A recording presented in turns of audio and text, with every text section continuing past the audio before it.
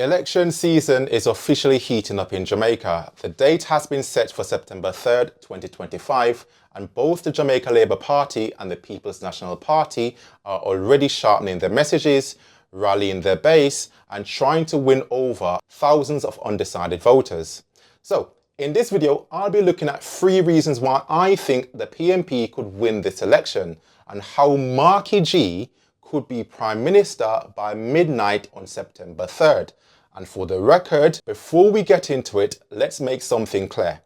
This is not a prediction. I am not saying that the PNP will win, and I'm not saying that I want them to win. These are simply some of the reasons why I think the PNP could win. And just like there are reasons they could win, there are also reasons they could lose.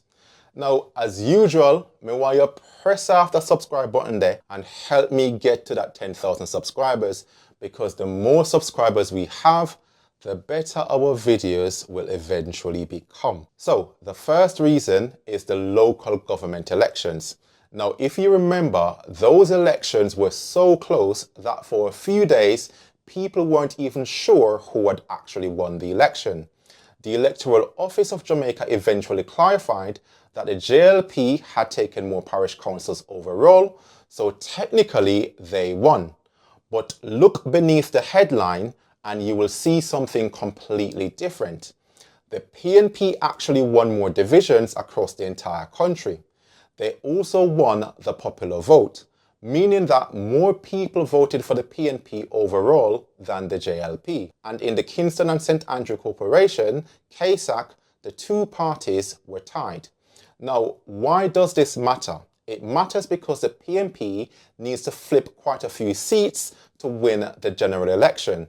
And the local government election results shows that they can do it. In a parliamentary system like ours, you don't need to win every single constituency by a landslide.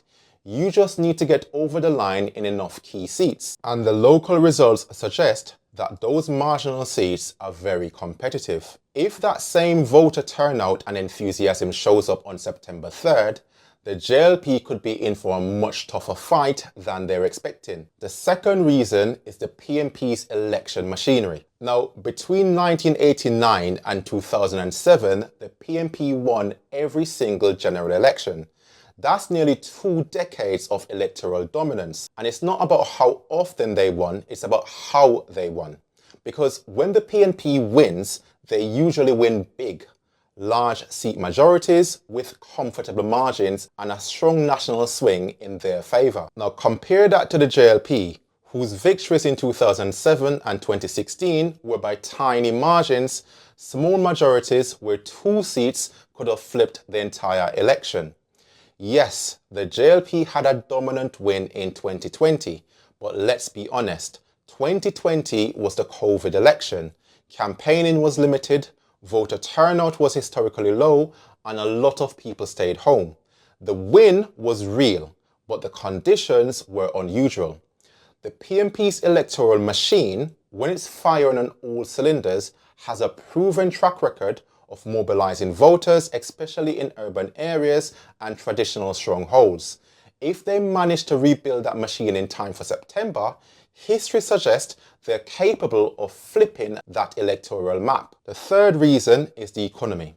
Now, this one is tricky because on paper, the JLP government can point to some very solid macroeconomic indicators. Unemployment is low, the debt to GDP ratio has come down significantly, and international rating agencies have given Jamaica good marks for fiscal discipline. But that is the macro story, the big numbers that will look good in a financial report. The micro story, the day-to-day reality for the average Jamaican, often feels very different. Just ask around in any supermarket line and you will hear grocery bills are higher, the light bill high, gas expensive, and rent and mortgages, everything just gone up. Many Jamaicans will tell you, yes, the numbers might be good, but my pocket nah feel it. That gap between the headline economic data and the lived experience of ordinary Jamaican people is where the PNP can attack. They can acknowledge the JLP's macroeconomic achievements, but argue that those benefits haven't trickled down fast enough, and that a change in government is needed to focus more on cost of living relief. Elections are rarely won on a single issue.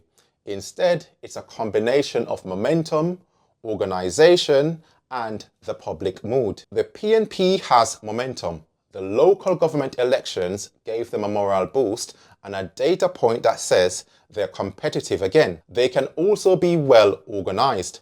The PNP has historically shown that it can win big when its ground game is right. And then we've got the public mood. If enough people feel like they're not better off, even in a good economy, they may be open to trying something different. But let me be clear, these are not all the reasons why the PNP might win. There are many other reasons, from candidate selection to campaign messaging to how they use social media. And there are plenty of reasons why they might not win. For example, the JLP has the advantage of incumbency. More visibility, more resources, and the ability to roll up projects before election day. The PNP has had internal divisions in recent years, and if those resurface during the campaign, it could blunt their momentum. The PNP went into the 2016 elections as strong favourites and the benefit of incumbency, but still, in the end, they lost. Turnout also matters. The PNP may have had the edge in the popular vote in the local elections, but if their supporters don't show up in the same numbers for the general election, none of that will matter. What is also worth noting is that Jamaican elections can change on late-breaking developments like scandals, big policy announcements, or even the vibes in the final weeks. That means a race that we see in August could look very different come early September. Another factor is young voters. The under 35 crowd has grown up mostly under a JLP government since 2007, except for the PNP's 2011 to 2016 term.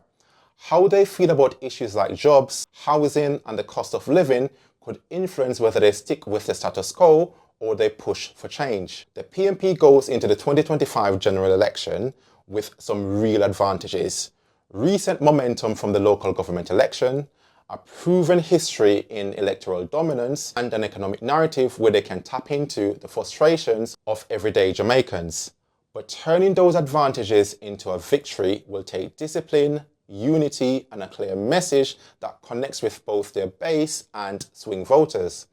The JLP, on the other hand, will be working hard to remind Jamaicans of their record, keep focus on the macroeconomic stability, and paint the PNP as a risk to that progress. Come September 3rd, we will find out which story the Jamaican people believed more. Until then, the campaign trail is going to be loud, passionate, and unpredictable, just the way Jamaican politics always is. So, let me know what you think. Do you think the PNP's momentum is enough to carry them over the line? Or do you think the JLP's incumbency and the economic record will swing the election? Drop your thoughts in the comments. And remember, this isn't a prediction.